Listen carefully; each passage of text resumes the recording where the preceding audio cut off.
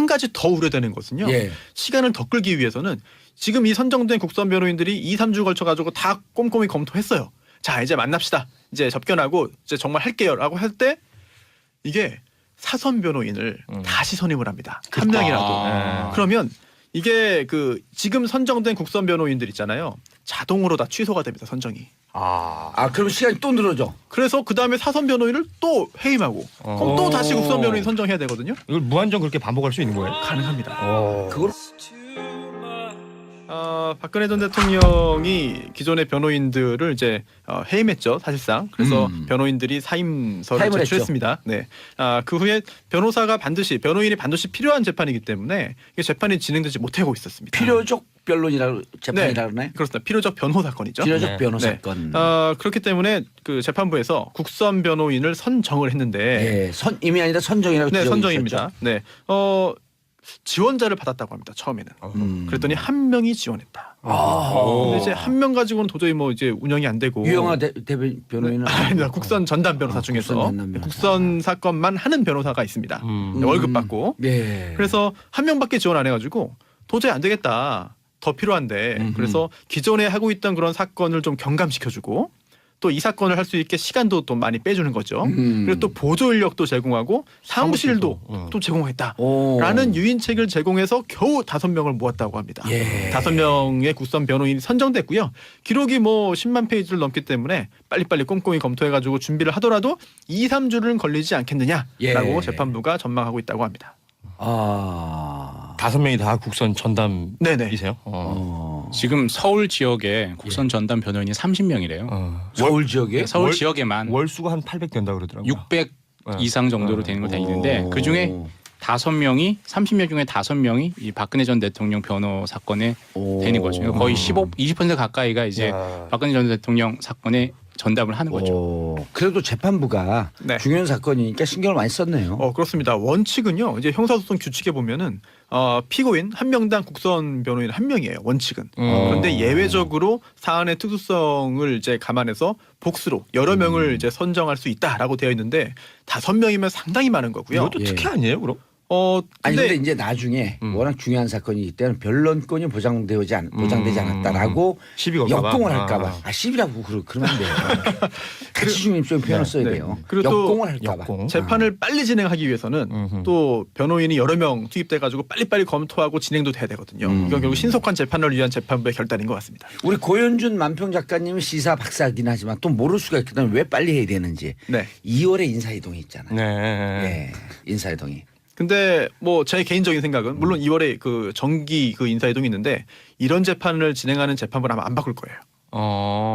그 전에 끝내면 되죠. 그런데요. 바꾸는 그러니까 거 못 끝나도 그렇기 때문에 어쨌든 그런 논란을 이제 피하기 위해서 고춧가루 뿌리세요. 빨리 진행해야죠. 빨리. 네. 진행할 수 있습니다. 빨리. 근데 박근혜 전 대통령이 이 변호사 이 5명 중에 한 명이라도 만날까요? 유영아 변호사 대체할 만한 사람 만날까요? 거부할 수 안 있잖아요. 만날 것 같아요. 만날 의무도 없고 그리고 안 만나면은 결국은 실질적인 변호 활동은 못 하는 건데 사실 지금 뭐 국선 변호인 선정됐다고 해서 도움이 되겠습니까? 서로 도움이 안 되는 상황인데요. 한 가지 더 우려되는 것은요. 시간을 더 끌기 위해서는 지금 이 선정된 국선 변호인들이 2, 3주 걸쳐가지고 다 꼼꼼히 검토했어요. 자, 이제 만납시다. 이제 접견하고 이제 정말 할게요라고 할 때 이게 사선 변호인을 다시 선임을 합니다. 한 명이라도. 그러면 이게 그 지금 선정된 국선 변호인들 있잖아요. 자동으로 다 취소가 됩니다. 선정이. 그럼 시간이 또 늘어져. 그래서 그 다음에 사선 변호인을 또 해임하고 그럼 또 다시 국선 변호인 선정해야 되거든요. 이걸 무한정 그렇게 반복할 수 있는 거예요? 가능합니다. 그걸 꼼수라는 거예요. 그래서 지금 이제 기록을 몇 주 동안 다 검토한 국선 변호인들이 나중에 또 다시 선정될지 모르니까 일 안 하고 기다릴 수도 없잖아요. 그렇다면 또 일반 사건 하던 거 다시 돌아갔을 때 또 다시 또 국선 변호인 선정해야 되는 상황이 되면은 왜 곤란한 상황이 생길 수 있는 거죠. 이분은 그 빵 안에 계신 게 편한가요? 왜 자꾸 시간을 끌죠? 아니 그 표준말을 쓰는 게 빵이 역시 만평가 만평작가 나오시네요. 와닿긴 하네요. 와닿네요. 그게 팍팍 꽂혀요. 아니 그렇잖아요. 이게 뭐 결국 계속해서 이제 시간을 끊는 것은 뭔가 유리하기 위해서일 거 아니에요. 이 시간을 끌어서 이분한테 유리한 게 뭐가 있습니까? 그게 법리적으로 또는 재판에서 유리할 건 하나도 없죠. 다만 어차피 재판에서는 승부를 못 볼 것이다. 라는 생각에서 4월 정치 16일 예. 지나서 또 석방되려고요. 그때까지 그래요? 끄는 거죠. 대충 뭐 6개월. 정치적으로 좀 예. 전환시키려고 노력하는 것 같은데 그게 성과가 있을지는 저는 잘 뭐 모르겠어요. 이게 참고로 우리 감옥 정치라면서요? 이게 감옥 안에서 정치를 하고 있다. 아니요 빵정치라며. 난 또 움찔해가지고. 빵만으로 살 수 없는데.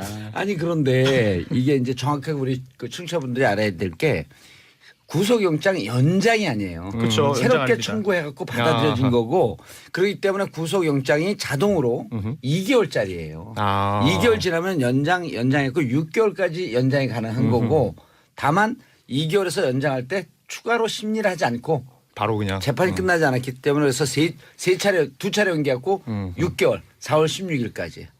그래서 4월 16일까지 재판이 끝나지 않으면 이제는 구속기간 만료로 석방이 되는데 그럴 일은 절대 없을 겁니다. 그러게요. 4월 16일이면 변호사님, 변호사님 입으로 얘기해. 그럴 네네. 리 가능성이 있을까요, 없을까요? 가능성이 거의 없죠. 거의가 뭐예요?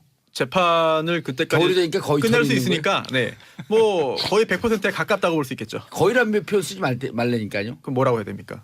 빼면 되죠. 뭘 보라. 거의를 빼요. 보통 이제 변호사들하고 네. 기자하고 똑같은 게 비슷한 게 항상 빠져나갈 반정도. 구석을 찾아야 돼요. 아. 네. 이런 빠져나갈 가능성도 구멍이 있어야 배제할 수 되니까. 없다는 항상 빠져나가세요. 세상에 100% 완전한 건 없거든요. 네, 그렇죠. 그런데 이렇게 되면 이제 재판부가 그리고 자기가 심리한 걸 직접 재판한다라고 하면 무슨 주의라 그러죠? 자기가 심리한 걸 직접 재판이요? 네. 아니 그러니까 그 예를 들어 그 재판부가 바뀌면은 네. 재판부가 바뀌면 이게 바뀌면 관계 없습니다. 재판 절차 갱신을 하면 되는데요. 판사는 사실 개인적인 그런 판사 A, B, C, D가 다 개인은 다 따로 있지만 우선 직접 신문주의 뭐 이런 게 있던데. 근데 그거는요. 예. 반드시 그렇게 준수해야 되는 건 아니고요. 되도록 그렇게 하면 좋다 이건데 증인신문 하지 않은 판사가 새로 인사이동 와가지고 판결 선고만 할 수도 있습니다. 예. 서류만 보고. 네네. 예전에 이제 전두환 전 대통령도 비슷한 똑같은 그때도 케이스죠. 보였어요. 예. 예. 그래서 출석을 안 하다가 변호인 또 국선 변호인 선임해도 나 선정해도 정가겠다라고 하고, 하다가 결국에 이제 강제 구인 방침을 밝히자 딱 출석을 했거든요. 예. 그리고 그 6개월 지난 다음에 추가 구속영장이 추가가 청구가 돼서 발부가 되니까 전두환 노태우 두 전직 대통령이 변호사 다 사임했어요. 그렇죠. 그 선례를 지금 그대로 밟아가는 거예요. 참 이게 참 꼼수는 역사성이 있다. 옛날 일인데 이거를 예. 따라하는 것도 좀 따라가는 것처럼 보이는 것도 좀 굉장히 좀 우스꽝스러운 일인 것 같아요. 독일인가 어디에서 지금 그 상을 받았잖아요. 촛불. 맞습니다. 예. 에버트 인권상. 무슨 인권상이요? 에버트 인권상. 에버트 인권상. 네. 어디는 영국인가요? 독일인가요? 독일입니다. 독일로 알고 독일 있습니다. 프리드리 에버트 재단에서 수여하는 에버트 인권상이었습니다. 프리드리 하니까 독일 가는 프리드리. 거예요. 예. 프리드리. 에버트 인권상. 자, 주말에 시민들이 다시 모인다. 여의도에서 이제 여의도? 파티, 여의도 공원에서 이번에 광화문과 여의도에서 여의도에서. 두 군데에서 열리죠. 파티한다. 그게 며칠이에요? 10월 28일 토요일이죠 이제. 28일 몇 시요? 뭔가 취재들이 잘 안 된 것 같은데. 28일 몇 시가 아니라 저녁부터 그냥 5시부터 계속 모이시는데 그러니까 이벤트는 그 광화문 광장 그리고 여의도 광장에서 계속 진행이 되는데 시민들한테 뭐 몇 시 몇 분까지 와라 이건 아닌 것 같아요. 그냥 다 같이 함께 그렇죠. 우리가 기념하자. 돌잔치도 그렇죠. 한 5시 시작해서 11시 끝나니까 와갖고 국수 한번 드시고 가세요. 그러잖아요. 편안하게. 시작은 오후 6시라고 하고요. 네네. 공식 행사는. 어. 근데 이제 이번에 원래 광화문에서 시작이 됐잖아요. 예. 그래서 근데 이제 그 청와대로의 행진 그 부분을 두고 약간의 이견이 있어서 그게 상징하는 바가 그때와 지금이 다르잖아요. 예. 그래서 청와대에 계신 분이 다르니까. 그러니까 지금 그래서 광화문에서도 하고 여의도 국회의사당역 3, 4번 출구에서도 그건 촛불 파티로 예. 명명이 됐는데 아니 광화문 행진도 이제는 축하 행진 아니에요. 그렇죠. 그 행진을 그렇게 받아들이는 사람도 있고 원래 의미는 항의가 아니었느냐. 그래서 청와대 행진은 안 하는 게 맞지 않냐 이런 사람들도 있고 생각이 약간 달랐다라고 해요. 생각은 다양할 수 있으니까요. 예. 고윤중 기자님, 고윤중 만평 작가님 현장 중계 많이 했죠. 뭐로 했어요 그때? 팟캐스트? 아니요 작년에요. 그러니까 촛불 1차 때부터 꾸준히 제가 스브스 뉴스에서 페이스북 라이브를 하면서 유튜브, 페이스북 등등 라이브 방송을 하면서 그때 뭐 순간 도달률 1000만, 그러니까 엄청난 관심이었거든요. 그리고 한참 라이브 방송 많이 할 때였어요. 순간 접속률. 그렇죠. 오, 그러니까 1000만? 1000만이 넘었었어요. 대단했었어요. 1000만 그때. 명이요? 예, 순간 그러니까 도달률이라고 하는데 예. 그 촛불 아니 그러니까 페이스북 그 라이브 중계하는데 예, 그렇죠. 1000만? 그래서 완전 서버 다운되고 난리 났었어요. 그러니까 아 뭔가 계속 말을 이어가는 거 보니까 조금 불신이 가는데.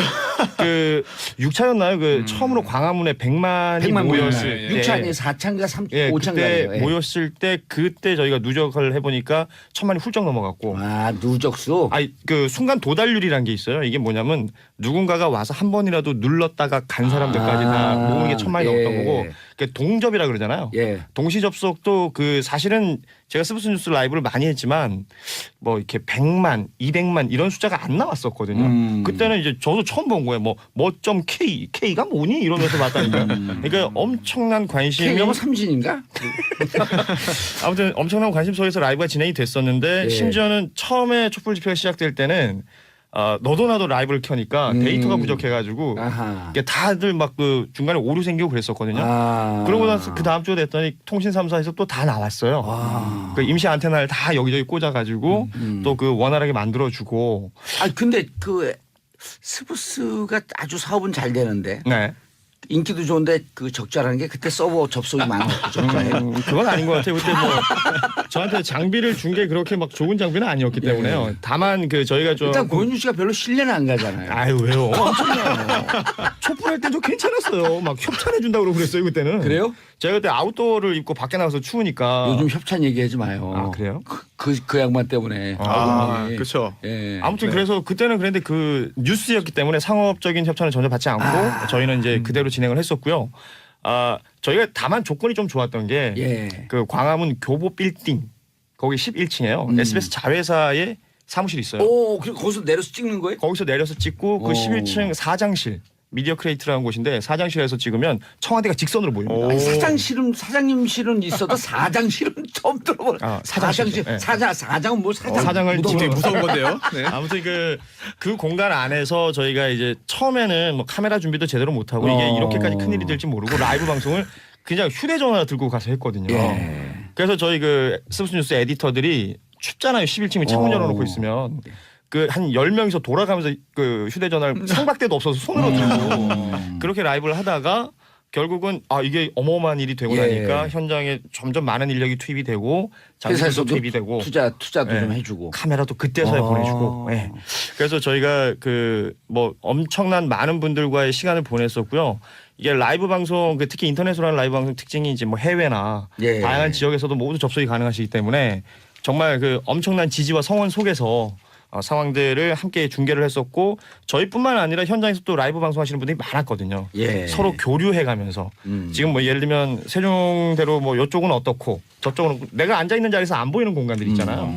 그러니까 서로 다 같이 보여주면서 그렇게 라이브 중계를 했었는데 일단 뭐 몇 가지 그 강력하게 남았던 인상들이 있거든요.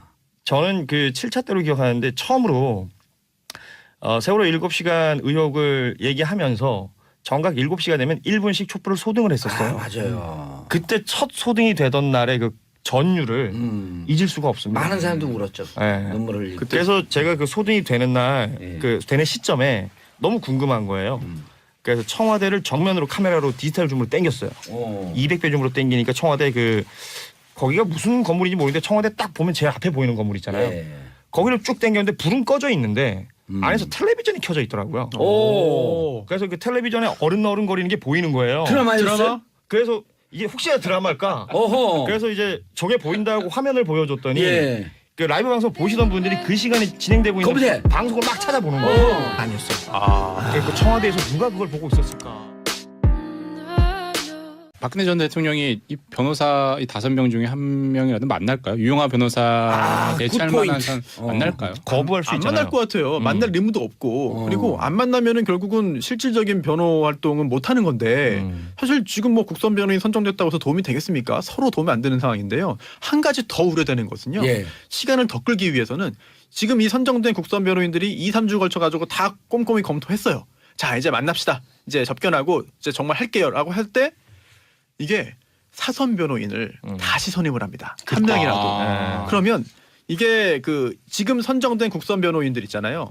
자동으로 다 취소가 됩니다. 선정이. 아 그럼 시간이 또 늘어져. 그래서 그 다음에 사선 변호인을 또 해임하고 그럼 또 다시 국선 변호인 선정해야 되거든요. 이걸 무한정 그렇게 반복할 수 있는 거예요? 가능합니다. 한 가지 더 우려되는 것은요. 예. 시간을 더 끌기 위해서는 지금 이 선정된 국선 변호인들이 2, 3주 걸쳐 가지고 다 꼼꼼히 검토했어요.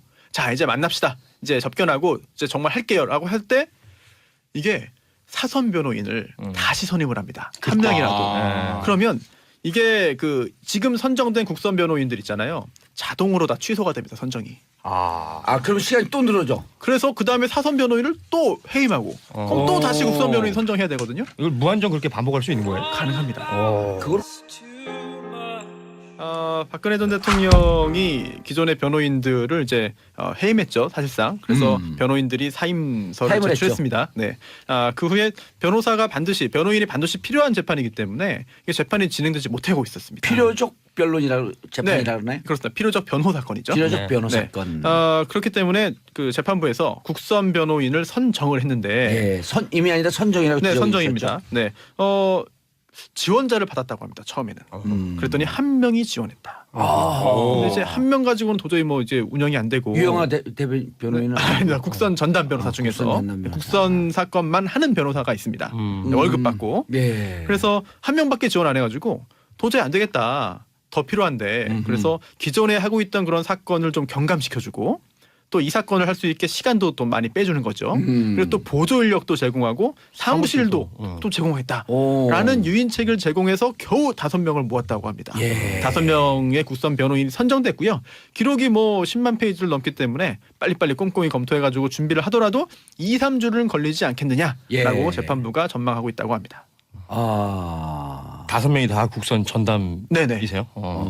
지금 서울 지역에 국선 전담 변호인이 30명이래요. 서울 지역에 서울 지역에만 월수가 한 800 된다 그러더라고요. 600 이상 정도로 되는 걸로 돼 있는데 그 중에 5명이 30명 중에 5명이 이 박근혜 전 대통령 변호 사건에 되는 거죠. 그러니까 거의 20% 가까이가 이제 박근혜 전 대통령 사건에 전담을 하는 거죠. 그래도 재판부가 네. 중요한 사건이니까 신경을 많이 썼네요. 그렇습니다. 원칙은요. 이제 형사소송 규칙에 보면은 피고인 한 명당 국선 변호인 한 명이에요. 원칙은. 그런데 예외적으로 사안의 특수성을 이제 감안해서 복수로 여러 명을 이제 선정할 수 있다라고 되어 있는데 5명이면 상당히 많은 거고요. 이것도 특혜 아니에요, 그럼?